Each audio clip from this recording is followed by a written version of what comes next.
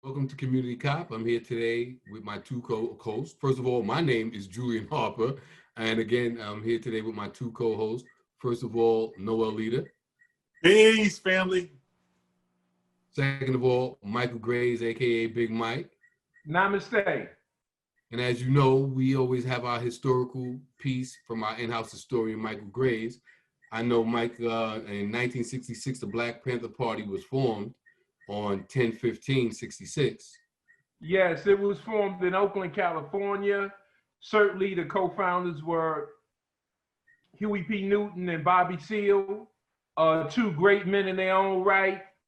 When you consider the state of affairs and the abuse that they were experiencing in Oakland, California, the police were extremely heavy-handed with Black folks. So they formed the Black Panther Party of Self-Defense, which was to monitor the police activity. Now, the image, the Black Panther, came from Lowndes County, Alabama. That's where the image comes from. But certainly that image became worldwide in scope from the Black Panther Party. And the Black Panther Party and Huey P. Newton, as a law student who did several years of law school, formed it in such a way, a 10-point program. They had the breakfast program. They had so many wonderful things where they are just known for carrying guns and defending the Black community. But they did so much more, and among them, of course, was the breakfast program to feed undernourished children before they would go to school. When they did that, J. Edgar Hoover knew that his trump card of just saying bad things about them was going to be summarily dismissed, because to feed children, now you can't tell the mothers of the Black community that they're bad people because they're feeding their children. They're also educating their children after school with their after school program.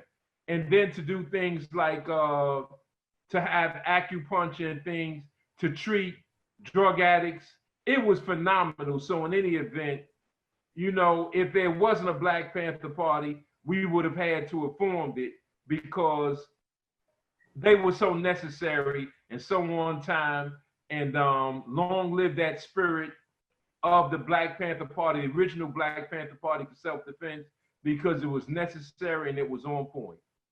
All right. And I'm so glad that Michael said the Black Panther Party for self-defense, because the Black Panther Party originally got together because of police criminality in the Black community, you know, in particular to Oakland, but it was happening all around the country. So what we notice today with these police murders, with this police brutality and police assault, is nothing new.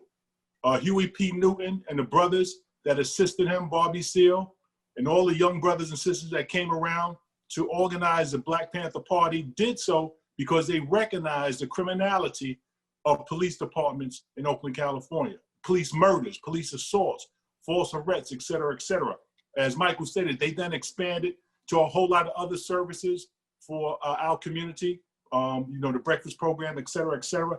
But their primary objective was to take a position against police brutality. Black Panther Party for self-defense, not self-offense. A lot of times after the fact, a lot of individuals wanted to portray the Black Panther Party as an organization, a criminal organization that's just like attacking police officers. But they were defending our community, and that's why they had the name Black Panther Party for self-defense. So big kudos to all the brothers and sisters who put their lives on the line in defense of our community. And one thing also is that concept of the Black Panther Party had extended outside of Oakland, California. There were members, I know members of, and they were in New York, they were part of the Black Panther Party and fought that same fight to ensure the self-defense and the uplifting of our community. So big ups to all the members of the Black Panther Party, and because I know people that are still with us today that were part of that fight and that movement. Right. Big ups to him. Also, Mike, on 10/15/1996, the passing of Robert F. Williams. Yes, what a strong brother. You know, Robert F. Williams, born in Monroe, North Carolina, and shout out to my family that's down there in North Carolina, near Monroe and Charlotte. Want to just say for the record that Robert F. Williams was such a great man who in the 1950s was heading the NAACP, which was doing good things in the community at that time. And he was their leader throughout the 50s, but in the early 60s, when police tactics in that area became so heavy-handed and they were just killing people outright, he formed a way. He formed a way with people to arm themselves. He got a charter, what's called a charter, from the National Rifle Association, and formed the gun club, and therefore raised the consciousness to arm that community, to arm itself. In the early days, he had fought to get a pool, which was no lightweight thing to get, because you could not swim in the same pools with white people. So he fought for a library as the head of the NAACP in that area and fought for a pool. But later on, he expanded and grew and developed and had to ultimately leave the country to Cuba, also to China. Was able to meet his wife at United African Movement. She came through and spoke on his behalf. So just want to say that the world was a better place having Robert F. Williams, who was a great inspiration to all of us. All right. Michael, also on 10/16/1995, the Million Man March. Yeah, well, the Million Man March, I'm sure we would all have something to say because we never seen anything quite like it. This was a formation where Black men from all over the country, and maybe from even out of the country, came to Washington, D.C. in 1995 at the call of the Most Honorable Louis Farrakhan. And our Minister Farrakhan had men's only meetings all over the country, which some people are not aware of. These men's only meetings eventually led up to the Million Man March. The Spirit of God touched Minister Farrakhan's heart. And this is what came out of that. The move, and he was not even aware that he was planning on calling it, but I think that the way he just was traveling from city to city with men's only meetings, talking to brothers, trying to talk to make people better, to improve them in terms of whether as a parent, whether as a man, whether to be inspired to work, whether it's being inspired to restore relationships with your family, of people that you might not even be talking to or haven't visited in a while. All these things, just the whole tenor and tone of the Million Man March was to make you a better human being and certainly make you more conscious of the Black community and to bring the Black family together under one roof. So big ups to the Honorable Minister Louis Farrakhan for doing that. No other Black leader in this country could have brought 2 million people to Washington, D.C. Like he did. And it wasn't even a weekend, it was a weekday. And to do that on a weekday was incredible. So big ups to him. And certainly, I'm sure his teacher, the Most Honorable Elijah Muhammad, approved of him calling that and representing the nation like he did. Yes, it was definitely a phenomenal event. It was a phenomenal spiritual, beneficial day.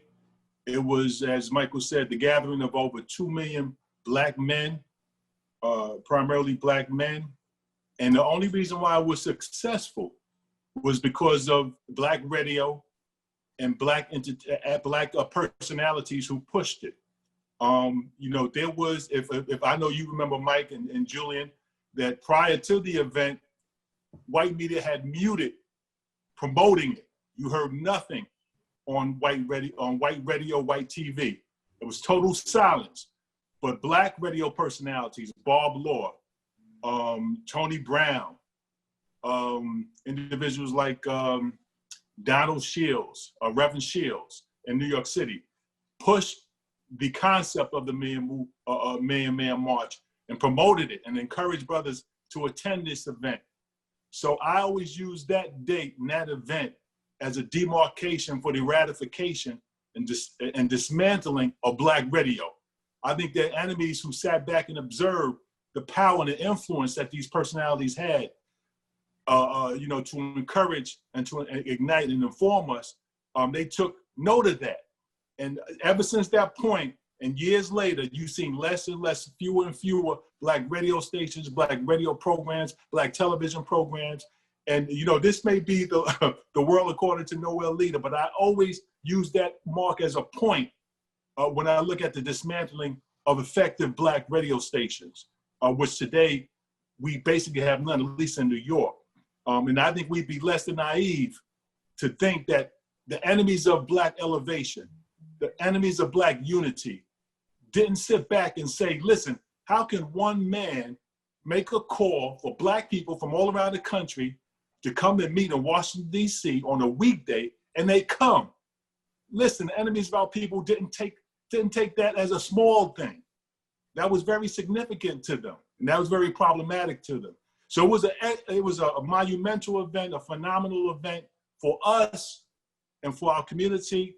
And blessings and praise go to Minister Louis Farrakhan for making the call, and for all those brothers who came out and all the sisters who supported us.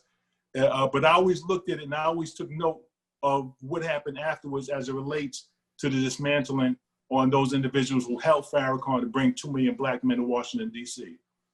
And that just goes to tell you how important black media was and is important to our community. You know, it's unfortunate, like you said, Noel, it was a real attack and a dismantling of black media. I just wanted to say that right now we have our YouTube Live community on. So, you guys want to comment, discuss some of the things that we talk about, write to us. You know, we'll try to respond as we take note to the comments that you guys make relative to our conversations. I wanted to talk about some things that we talked about in the past. First, Noel, Amy Cooper, the white woman in Central Park who called the police on a black man who was bird watching while she was walking her dog, her dog wasn't on a leash. He requested that she put it back on put her dog on a leash. I know you wanted to comment about that topic, Noel. Go. Right, just to update our family, especially those of you who are not in New York City, the district attorney revealed that she made actually 2 false calls to 911 to the police, making accusations saying that this black man was attacking her, when in all essence he was not. So the district attorney in Manhattan has decided to charge her with a misdemeanor for falsely reporting an incident.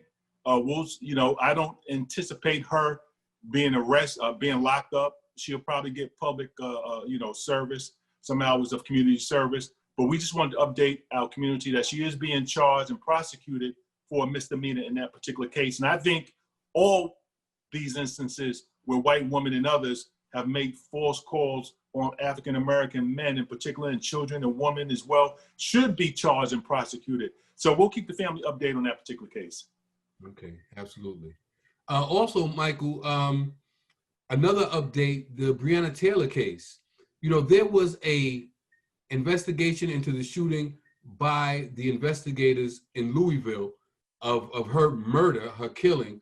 But at the same time, they opened up an investigation into her boyfriend, Kenneth Walker, into his background. Now, he was not involved in any criminality at the time. They should have been solely investigating the shooting because that's what they were assigned to investigate. But at the same time, they opened up an investigation into his background And one thing that we know about the police department, whenever they're involved in shootings, whenever they're involved in some type of misconduct, they always open investigations into the victim of those particular crimes by the police. And in order to cover up the police department, in order to protect the police image, because, you know, as I always say, the police department is in the business of protecting the police department. That is problematic for me. And I think that there should be some accountability when the police department attempts to either A, sway public opinion, or B, soil the reputation of victims when they are actually the people who are the criminals in these particular cases. And I know, Michael, you wanted to talk about something related to the case as well.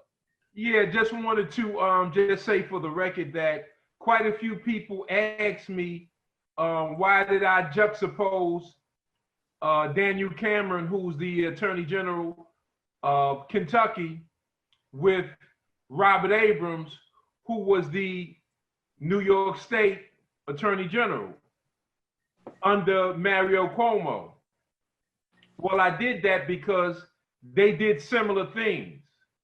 Now, in the case with Daniel Cameron, which we talked about, you saw how he was able to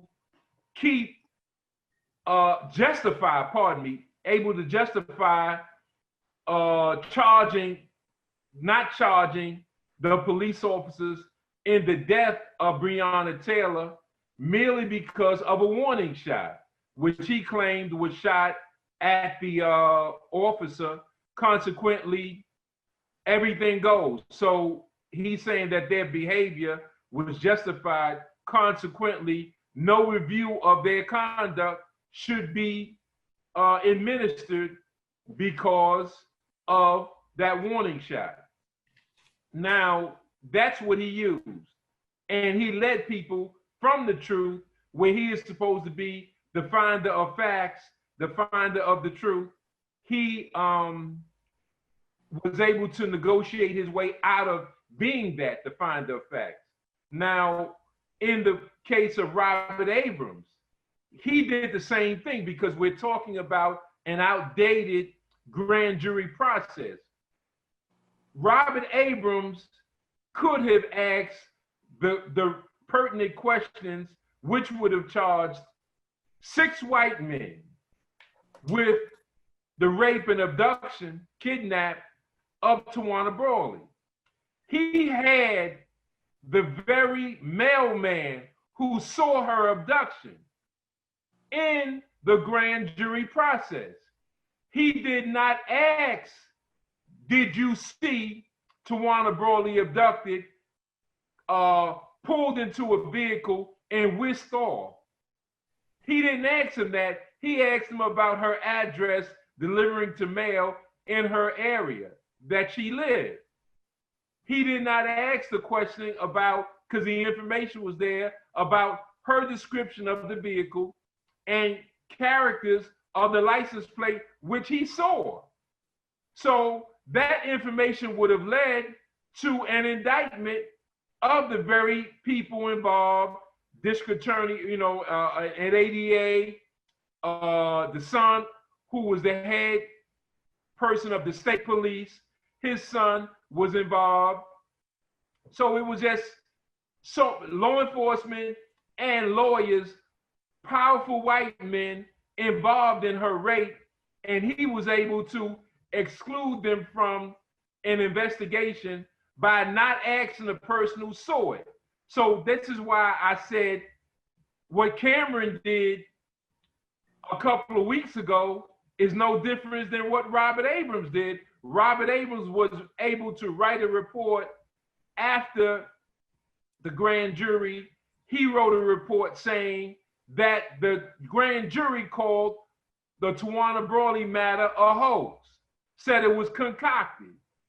Well, he left out the fact that a police officer shortly after that, Harry Criss, was killed. Now, how do you overlook that? He was killed by the very people who raped Tawana Brawley, because he was a weak link.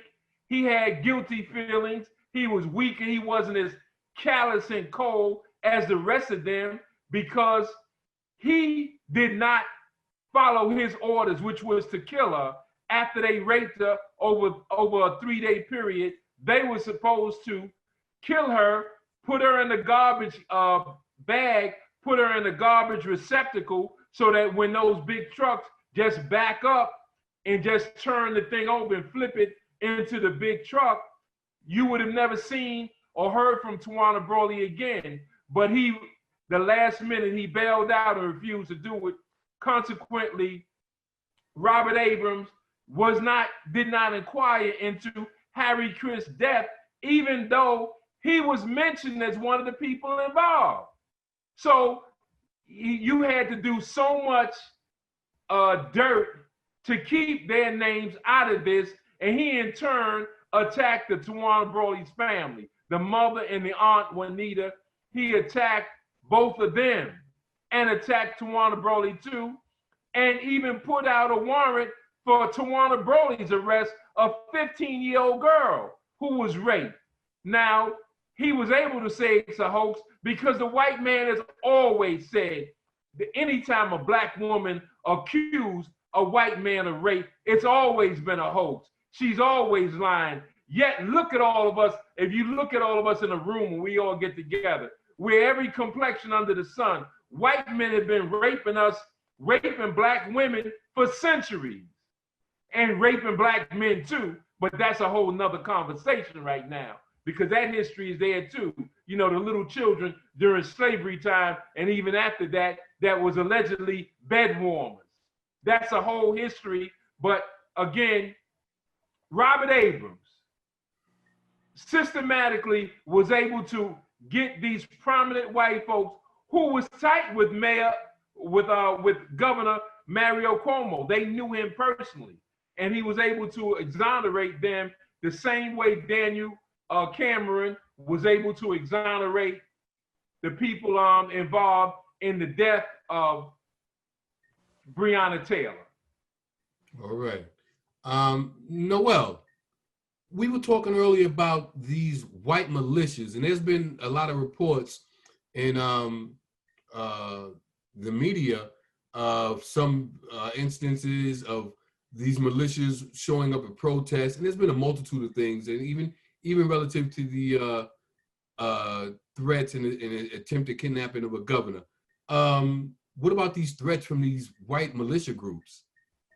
Well, one of the things that we talked about on this program ad nauseum is that the FBI has stated that these so-called white militia groups, these so-called right-wing extremist groups, which I call terrorist organizations, have been encouraged to have their members join law enforcement agencies throughout the country. You know, and you know, there's a video out that's making its way on YouTube where members of one of these terrorist organizations, not militias, not extremist groups, but terrorist organizations. That's how they should be categorized. That's how they should be described. They have gone on record by saying that if Donald Trump loses this election, that there's going to be civil war. They have made threats on the internet, on YouTube, saying that they're telling their members to arm up, and that if Donald Trump loses this particular election, that they're going to be response by their members. You know, I can categorize these individuals as terrorist groups and terrorist organizations because of the threat that they've made to the American public, and I don't understand why they haven't. Those individuals who have made these threats are not rounded up and arrested. We talked about the Black Panther Party of self-defense when we opened up the program, and the Black Panther Party was targeted by the FBI. The Black Panther Party was targeted by every law enforcement agency throughout the nation where there was a chapter.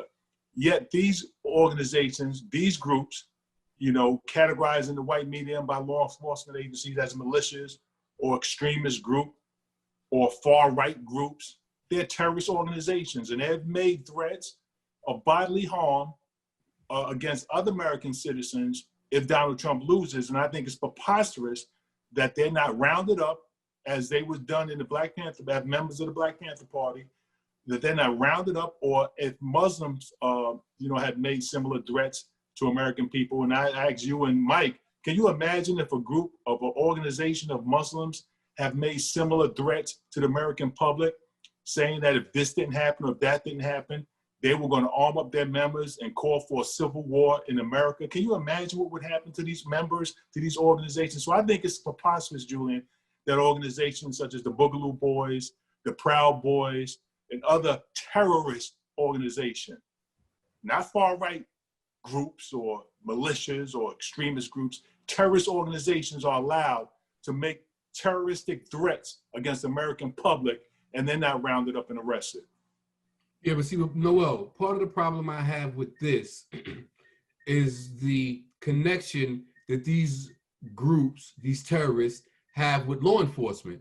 They have connections with law enforcement. Just recently, there was a shooting of someone who was part of the Black Lives Matter movement by a security officer who was hired by I think it was a news outlet, and they shot a person as he was protesting. There was a confrontation between the two. He pulls out his gun, the security officer, an armed guard who was not licensed, but hired by a company, and killed someone who was part of a protest. So the connection with law enforcement and what we would think would be a legal and reputable member of society, such as a news organization, are hiring people who have relationships, who are part of these particular so-called militias, terrorist organizations, and who have a philosophy that goes along with these particular groups, are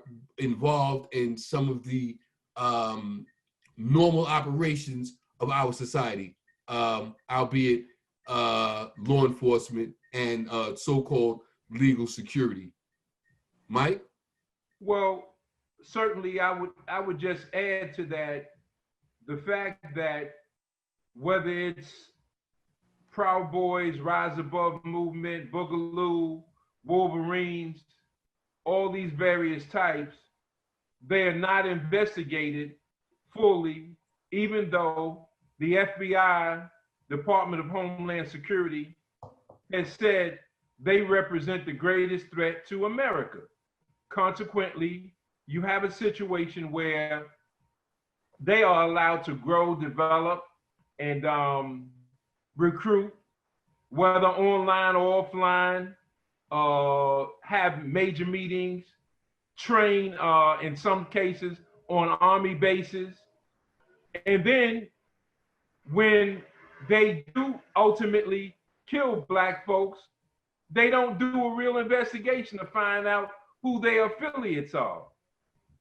Let's see what they do in this particular case, since it involved a sitting governor, who's white, by the way, as well as a governor in Virginia, who's also white.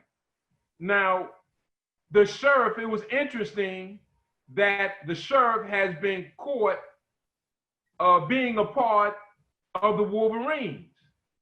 And he said he knows them. He just shook it off casually by saying he knows them and they're friends.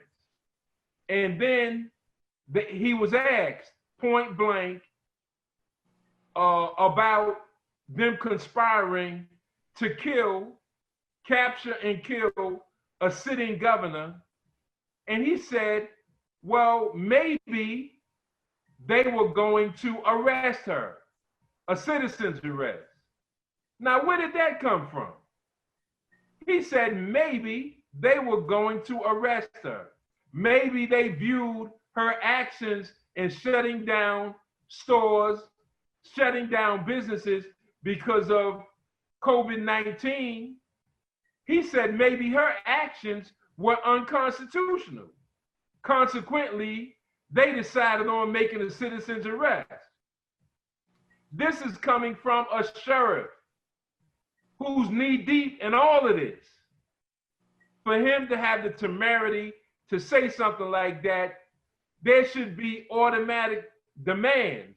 Had this been a Black group and a Black sheriff went to defend him by saying maybe they view that governor's actions as unconstitutional, Consequently, they decided to make a citizen's arrest. That not only would that black sheriff be vilified, they would come after him, all the forces in that state as well as in other states, and his law enforcement career would be short-lived. Consequently, he has been able to get around all of this.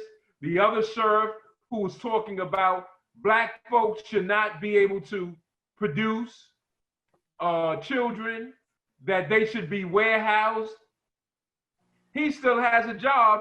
He did a full press conference where he went through a cacophony of reasons why black people should not be allowed to mass produce. And he was talking about how they should be warehoused, and even, the operation, whatever the name of the operation, to stop a woman from being able, a hysterectomy, whatever it is, and the same thing with the male genitals. Consequently, he was suggesting things that you heard about going on in Germany. And yet he maintains his job. So I would just say that white supremacy reigns supreme, and they will not, I dare say right now in these early stages, they will not do a real intrusive investigation into these individuals and their associates.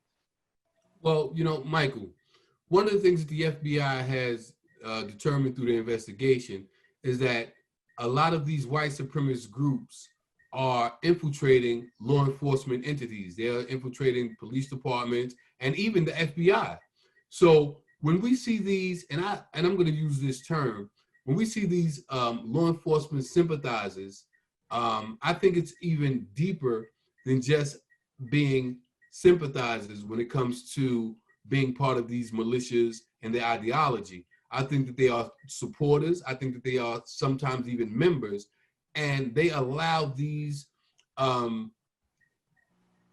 groups to function and operate under the safety of law enforcement, under the protection of law enforcement within some of these locations. And I think that's very problematic. But if we don't have a Justice Department, the FBI, or an investigative entity that is going to seriously investigate these groups and hold them accountable and have thorough and collective investigations, then this is going to implode within these departments and within this government, as we see when they talk about kidnapping and killing a sitting governor. Well, just remember and consider the president of the United States of America. He weighed in on it. He texted or tweeted, liberate Michigan to them, and had the temerity to tell a sitting governor to negotiate with armed domestic terrorists. That's what they are, armed domestic terrorists. And he told, hey, can you imagine white men going into a state capitol armed, and then you tell the governor to negotiate with them? Well, he's part and parcel. So this is why I say that since he is the titular head of America, he's the head of the Justice Department, he's the head of the FBI, when you really look at it, President Trump, he meaning President Trump. Consequently, whatever investigation will happen will be compromised because he holds the director of the FBI job in his hand. He holds the attorney general's job in his hand. Consequently, he can have these investigations compromised. And yet he has the nerve to throw shade at the governor and then take credit. In other words, he reminded the governor, you didn't save yourself. He said it was my Justice Department that saved you. Well, they saved her in spite of him, not because of him.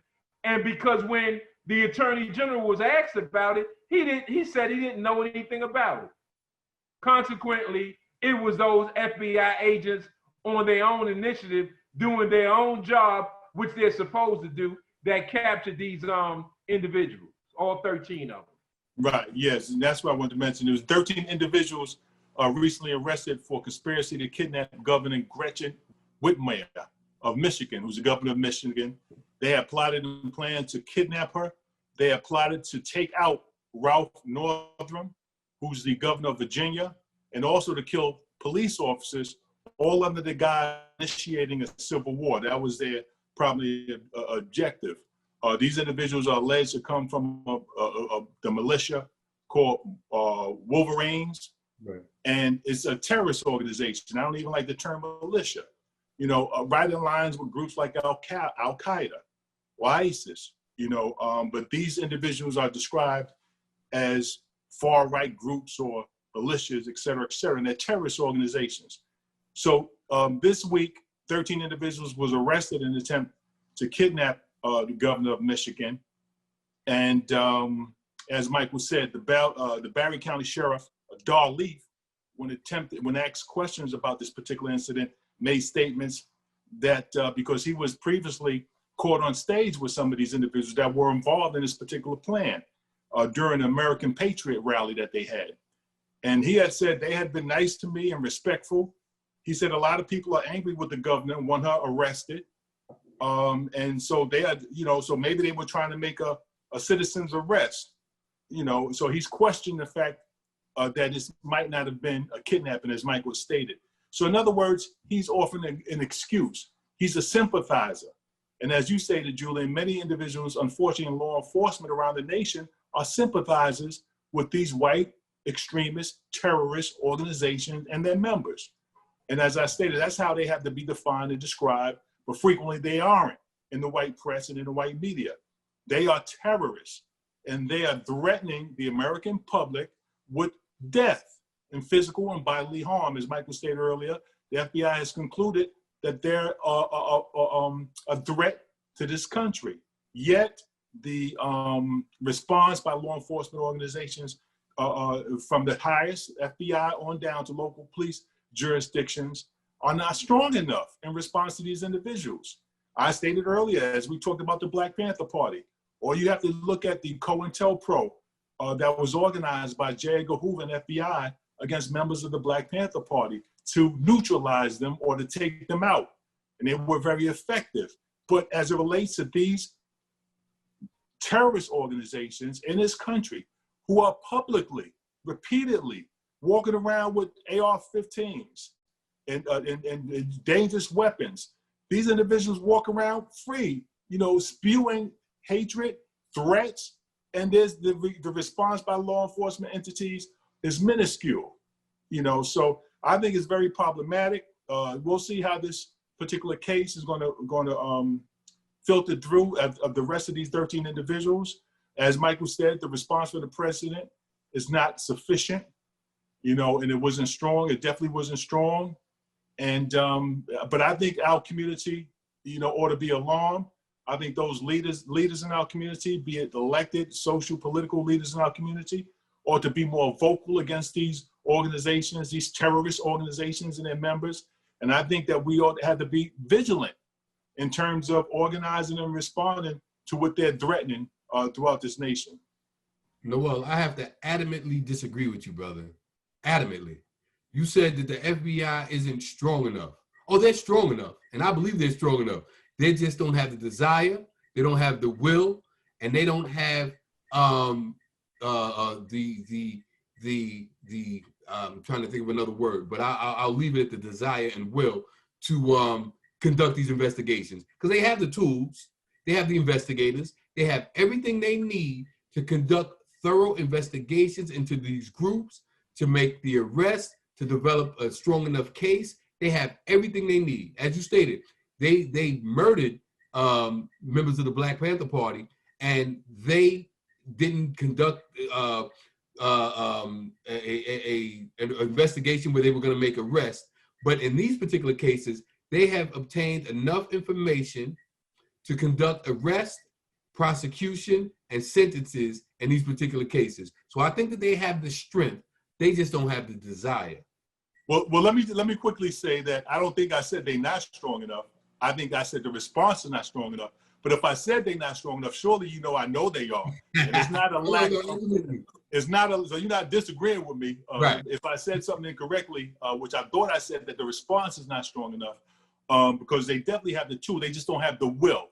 They can do it, they just don't want to do it because and my position is that there's a lot of sympathy and empathy with these white extremist terrorist organizations. And if past history has shown us anything, it has shown us that members of these federal law enforcement agencies or even members themselves of some of these organizations, by some of the past practices, we have proof of that. So I think our community ought to be very much alarmed by the open threat from these terrorist organizations. Mike, I know you wanted to say something. Just for the record, Dylan Roof was involved in these type of organizations. And certainly no one can forget that he killed 9 people in church during Bible study. You can't forget that. And certainly that level of involvement also pertains to the federal building in the mid-90s, 94, 95, that was bombed in Oklahoma, was done by direct members, the Proud Boys.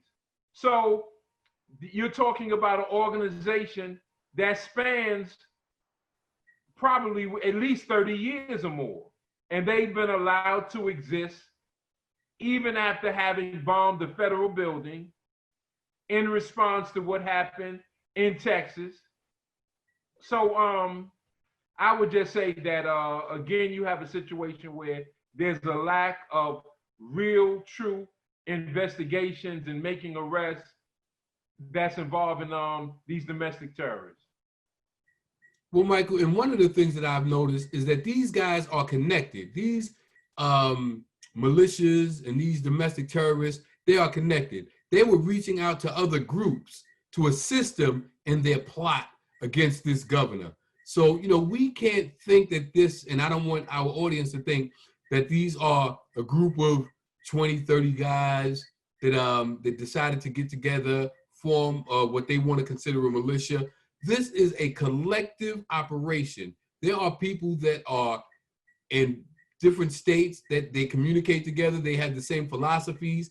They have a very big connection on the internet where they exchange information, where they talk about their events and their philosophies. So this is not just a group of 20 or 30 so-called militias or people that are involved in the militia that are operating from these positions. This is a well-connected group of individuals who have a internet connection and a social connection as well. And when I say social, I mean through social media. Well, yeah, and they're not only well-connected, they're well-financed. And the fact of the matter is, not only do you get support from the POTUS, President of the United States, but also when you consider that even in their disagreements, they're all together. Now, all these various organizations, domestic terrorists, armed militias, they are different, but they come together under one banner at certain times. Some of them are more Klan type organizations. They're training for Black folks. You get the other organizations, some of them, they're white supremacists. They're all white supremacists, but some of them are getting ready to defend against the federal government. Why? Because the federal government, that's that old fight going back to the Civil War, states' rights. So they do not want to be told what to do by a central government. The central government, obviously, that meets in Washington, D.C. So they're different, but they're together. When all is said and done, they're together. Whether you are a Nazi-type organization, whether you're a white supremacist like the KKK, White Citizens Council, those types, Proud Boys, Boogaloo, they're all basically the same when all is said and done. They're domestic terrorists. Right. All right, Michael. I just wanted to bring this story up. 2 white guys in Mississippi, they tried to shoot Black teens while they were riding ATVs. Yeah, it is a road in Mississippi in Yazoo County where people take buggies, horses, ATVs, and they have fun on that road. Two white men, father and son team, Wade Oscar Twiner, he was 48, and his son Lane Twiner, who's 22. Both of them were in the vehicle in a truck and tried to run them down. The teenagers, black teenagers, tried to bump them off the road, pulled out a weapon and started shooting at them. It scared the teens to death. They thought they was going to die. And the sheriff in that county says that according to him, he is not sure if he's going to implement charges based on race. He said he doesn't have enough evidence. But there's never enough evidence when you're dealing with sheriffs and major police departments, agencies, and intelligence gatherers. If the person does not call you the N-word or make a racial epithet, they have a convenient way of not making those charges stick. So they just stick with the crime itself, and they don't characterize these things as hate crimes. Mm. And I think that's preposterous. We spoke about that last week on another instance where hate crimes weren't charged. And for our viewing audience, if they don't know, when you charge the additional hate crimes to whatever felony, be it murder or assault, it brings additional punitive measures. And that was the reason why we have hate crime legislation. So unfortunately, in far too many of these instances, jurisdictions have made the decision, based on I don't know what, not to charge the additional hate crime. And that's what it's there for, to protect victims who are victimized primarily because of race, religion, sexual orientation, et cetera, et cetera. So I think it's preposterous, and I think far too often we're seeing these additional hate charges not added, to these crimes. Right. And they always talk about new legislation. They always talk about new laws that they put forth. But if they have a hate crime statute and they're not utilizing the statute when it's apropos, when it's appropriate, then it's for naught. These people are responding and utilizing whatever crimes they are, which are based on a racist or hate crime statute, and they're not charging these guys with it. So yeah, that's definitely a problem. What I wanted to do was recognize some of the or one of our viewers from YouTube Live. Noel, I'll give this question to you. Jazz Explorer asks, are there Black officers connected, and do they have a voice? Just like these white officers are connected, do Black officers, are they connected, and do they have a voice that they can utilize under these circumstances? Yes, there's a litany of Black organizations throughout the country. We know we have our sister Cheryl Dorsey in California. We have DeLacy Davis in New Jersey. We have 100 Blacks in Law Enforcement Care in New York City. We have our sister, her name escapes me right now, and forgive me, in Philadelphia. So you have a number of Black organizations. Of course, what our family needs to understand is that the number of Black police officers in many of these agencies are minuscule. Now, I'm not talking about majority Black cities. I'm talking about places like New York. A lot of times when you look at photographs of police officers gathered, you may see one Black out of 20 police officers. So although there are many Black organizations, because in these agencies, Black officers experience racism at the hand of white police officers. So don't believe that we're all blue. There's many problems. So Blacks have been forced, like we have been forced to organize 100 Blacks in Law Enforcement Who Care. So yes, there are Black organizations. They're not as strong as some of these white fraternities, these white groups, because their numbers are not that high. And that's why I say that anybody talking about police reform, at the top of the list of police reform is the mandate that police agencies and police department reflect the community that they serve. There's always been an attempt to keep the number of blacks that join these agencies down, and that's preposterous. And I think that would increase the strength of black fraternal police organizations throughout the country if the numbers in the ranks increase. So yes, there are black organizations out the nation, but their membership a lot of times is not as strong as other individuals. And I also think that a lot of these black law enforcement officers need a separate support system. A lot of times they are attached, like in New York, they're attached to the PBA, who's responsible for certain aspects of whether it's their medical or whether it's certain things that the union supplies police officers. When we talk about representation, there's not a balance in representation that the black officers get from the PBA as white officers get. And I've spoken to a few black officers who feel like when they need support from their union and union attorneys, that they don't get the same support that white officers get. And I think that's part of the problem as well. Well, I concur, and I'll buttress the point by saying that, to the viewer, that there's a significant difference in unions, police unions, and fraternal orders. The difference is as big as night and day. You have to remember, unions, they have contracts with the city. They have a fundraising mechanism. They have agreements with respect to discipline, with respect to hiring. They have contracts in terms of salary and all these relationships, and have relationships with elected officials. So the power of a union cannot be underestimated. So when you take that in consideration of a fraternal order, which technically has no standing other than they exist. So you have fraternal orders all over the country.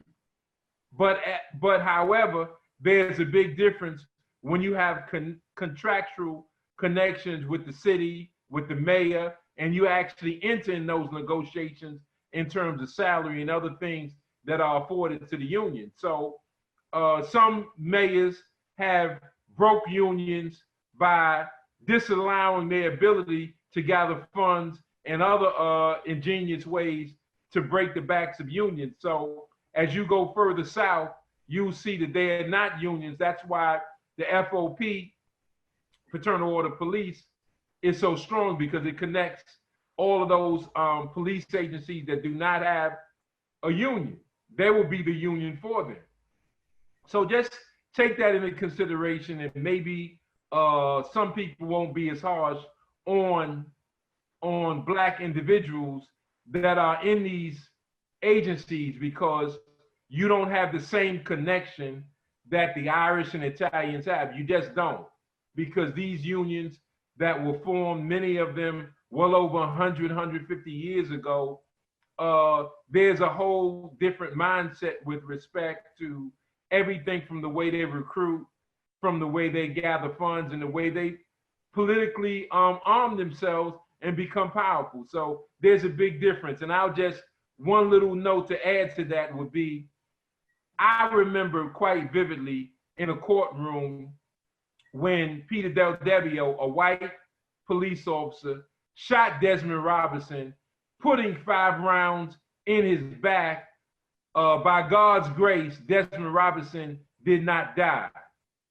And the PBA was dead set against Desmond Robinson because he allowed the district attorney to actually charge Peter Del Debbio. And he could have stopped it, but he decided to go along with the charges because the charge was right. Del Debbio was trying to kill him.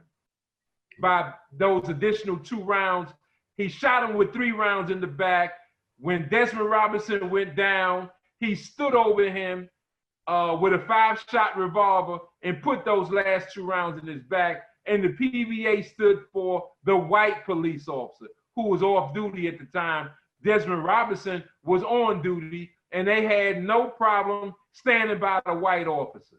So, and Giuliani stood by the white officer because he tried to get a photo op with Desmond Robinson, though highly narcotized and sedated in a hospital, tried to bring those two together and then just say they were buddies and that it was just two good guys trying to do a job. So I'm saying that when all is said and done, the unions will always be more powerful than fraternal orders. Right. Unfortunately. Very quickly, we have one story. I'm gonna try to get to this story real quick. A Texas man wore blackface to fool witnesses during a murder of his ex-girlfriend. Texas man name is Andrew Charles Beard, and he was arrested on Monday after killing his 24-year-old girlfriend, Alyssa Burkett. Now, the way he was caught was in his car. He had a device to track her particular car.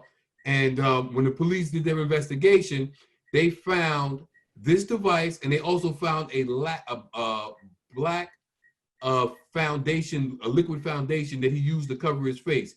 Now, when he used this liquid to cover his face, there were two witnesses who saw the shooting of his girlfriend because he went to her job and murdered her, stabbed her, and shot her. The two witnesses saw him in blackface, and they assumed that it was a black person who committed the murder. And this is the information they gave to the police. Now, this story isn't anything new. This is the first time that they attempted to, or someone has attempted to commit a crime and pose or put the crime on a black person. But I just want our audience to understand that this is not going away. We have to be very vigilant and make sure that we don't always fall into these traps that they try to put forth as these crimes being committed by black folks. And we've seen a lot of that, Julian, with the Black Lives Matter protests. You know, there's been a number of white individuals who are supposed to be sympathizers with the Black Lives Matter movement. When they were arrested for committing an assortment, a number of crimes, it was discovered that they were white men in black masks. So that's, as you stated, just not a new phenomenon. It's a troubling phenomenon because I haven't heard too many instances when it's been reversed, where a black individual committed a crime with a white mask on. So it's something that, you know, I think I personally believe it's an uptick in white people utilizing black masks in order to commit crimes. And, you know, so it just is nothing new, as you stated, Julian. Right, and that's just adds to the criminalization of our community. You know, they have this mindset, and they want to put in the mindset, and even in the minds of some of our people, that blacks are the ones that are committing the bulk of the crimes, and that there's such a heinous group of black folks that are committing crimes. But like you said, Noel, I agree there's an uptick. But we've run out of time, so we're gonna go to our closing statements. Noel? Yeah, you know, I just want to say in a few seconds, though, it's one thing when you commit a crime to try to hide who you are, but it's totally another different thing when you try to change your race to make it appear as if somebody of another race committed a crime. Lenny Lou, Kitty Cat, I love you. Little Mo, I love you. Peace. Big Mike. Yeah, just want to say for the record that Kwame Nkrumah said, I am not African because I was born in Africa, but because Africa was born in me. I think we should all be proud that we were able to go to the Million Man March where so much love and such a great feeling of togetherness and unity occurred. So again, I salute the Honorable Minister Louis Farrakhan for calling all of us together. Black man, black woman, protect the black child, accept your own, and be yourself. All right. I have to thank my loving sisters, Sharon and Darlene, for watching the show and always giving me calls and critiquing. You know, we appreciate you guys. Leader family, Graves family, Veronica Kitt, phenomenal job. Big D, Nat Woods, Sheila Berry, everyone that does so much to get this show off the ground. And we got to thank our studio audience, which is through YouTube right now, YouTube Live. Got to thank Jazz Explorer, everyone that's watching, everybody that's part of this, Clark Wars News, you know, everyone that's watching, you know, keep watching. We'll try to keep giving you good shows. We appreciate your comments. Like Noel said, you know, click on to YouTube, sign up, become members for watching our show, and we'll see you guys again. All right. As Noel always says, one time. Peace. See you next week.